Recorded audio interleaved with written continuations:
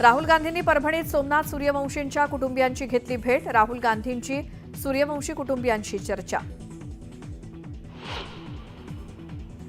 संजय शिरसाटांनी घेतली देशमुख कुटुंबियांची भेट। दोषींवर कठोर कारवाई करण्याचं आश्वासन, तर बीड पोलीस अधीक्षकांसोबतही चर्चा। धनंजय मुंडेंची मंत्रिमंडळातनं हकालपट्टी करा तरच संतोष देशमुखांना न्याय मिळेल। मसाजोग प्रकरणी नाना पटोलेंचं वक्तव्य।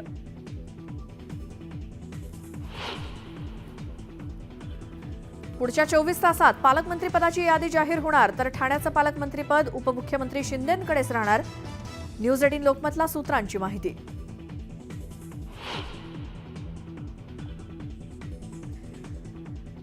भुजबळांनी मुख्यमंत्री फडणवीसांची घेतली भेट। ओबीसींचं नुकसान होणार नाही याची काळजी, तर 8 ते 10 दिवसात पुन्हा भेटून मार्ग काढण्याचं फडणवीसांचं आश्वासन।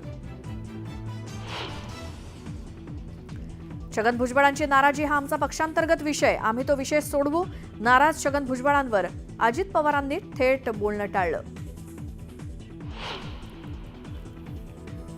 राज आणि उद्धव ठाकरे दोन्ही भाऊ एकत्र आल्याचा महाराष्ट्राला आनंदच, मात्र काय निर्णय घ्यायचा हे राज आणि उद्धव ठाकरे ठरवतील, संजय राऊतांचं मोठं विधान।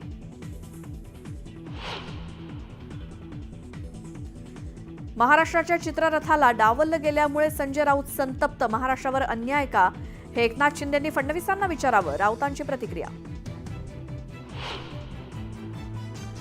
पुण्यामध्ये मद्यधुंद डंपर चालकानं रस्त्यावरती झोपलेल्या 9 जणांना चिरडलं। अपघातात 3घांचा मृत्यू, तर 3 जणांची प्रकृती गंभीर।